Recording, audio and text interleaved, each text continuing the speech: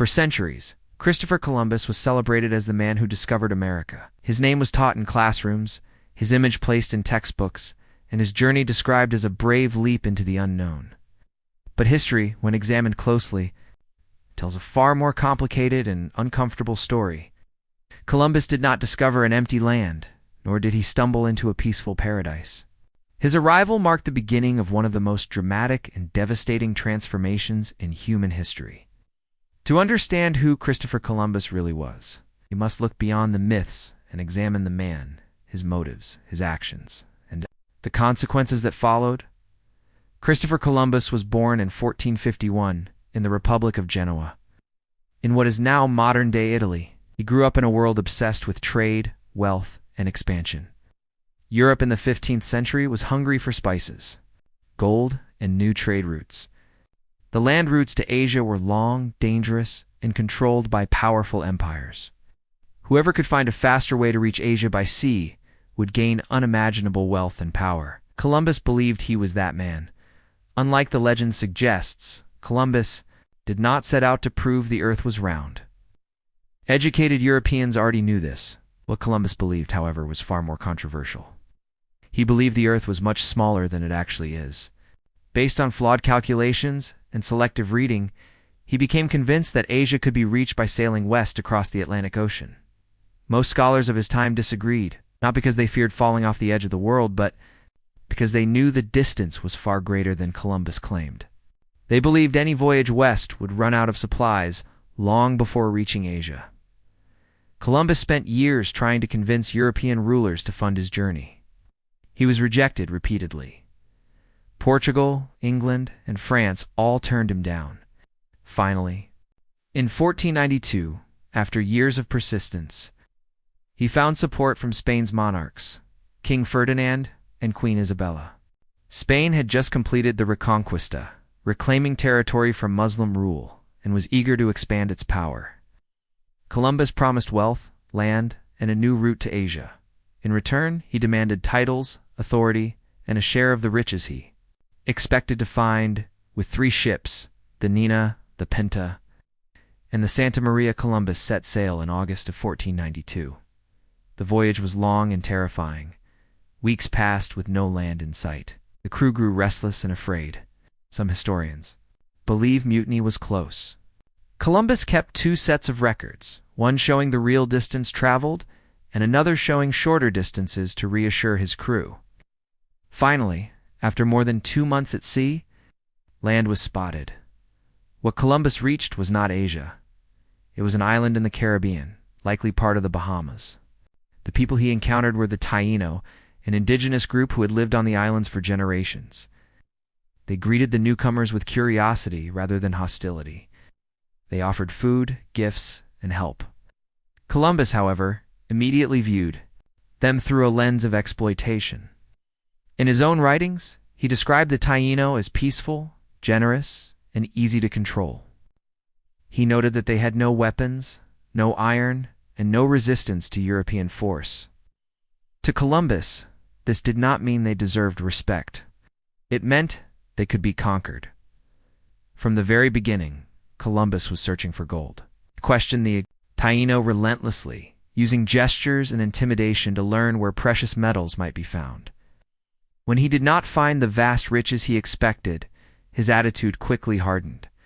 During his first voyage, he kidnapped several indigenous people and took them back to Spain as proof of his discovery. This was not an accident or a misunderstanding. It was a deliberate act that set the tone for everything that followed. Columbus returned to Spain as a hero. He was celebrated, rewarded, and given authority over the newly claimed lands. In 1493, he sailed back across the Atlantic, this time with 17 ships and more than 1,000 men. This was no longer an exploration. It was the beginning of colonization. Forts were built. Land was seized. Indigenous people were forced into labor. The peaceful encounter of the first voyage was replaced by violence, coercion, and control. Under Columbus's rule, the Caribbean became a brutal testing ground for European imperialism. Indigenous people were forced to search for gold under impossible conditions. Those who failed to meet quotas were punished severely. Historical records describe beatings, mutilations, and executions. Entire communities were destroyed. Women and children were taken as servants or slaves. Columbus and his men introduced systems of forced labor that would later be expanded across the Americas. Disease soon followed. Smallpox, influenza, and other European illnesses spread rapidly among indigenous populations who had no immunity. Villages were wiped out within months. Some estimates suggest that within a few decades of Columbus's arrival, up to 90% of the indigenous population of the Caribbean had died. This was not just the result of disease, but of violence, starvation, and despair combined. Columbus himself was not only cruel to indigenous people, he was also a poor administrator.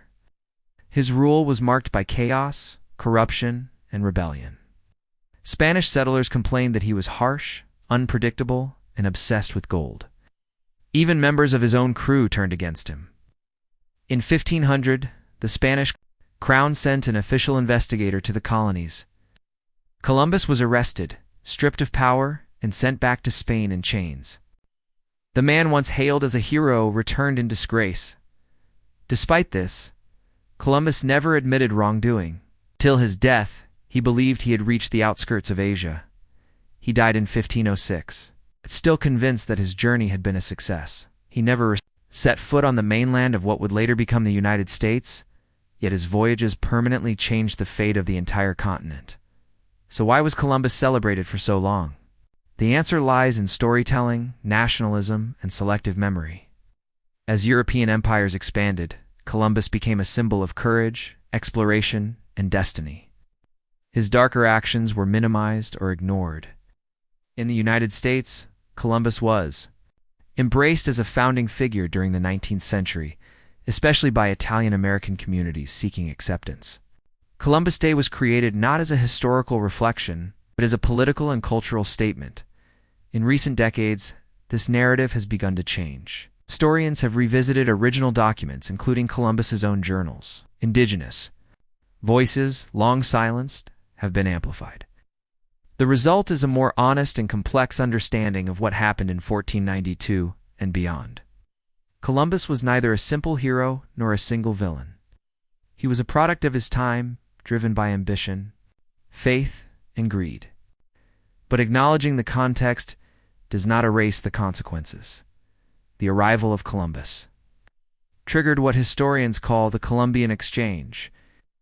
Plants, animals, people, and diseases moved between continents on an unprecedented scale. Some of these exchanges transformed the world for the better. Others caused unimaginable suffering.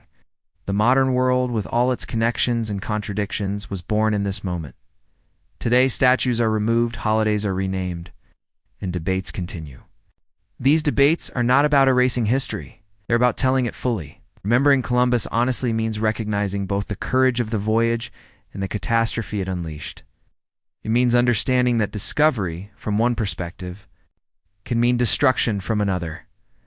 Christopher Columbus did not discover America. America was already alive. What he did was connect to worlds that had been separate for thousands of years.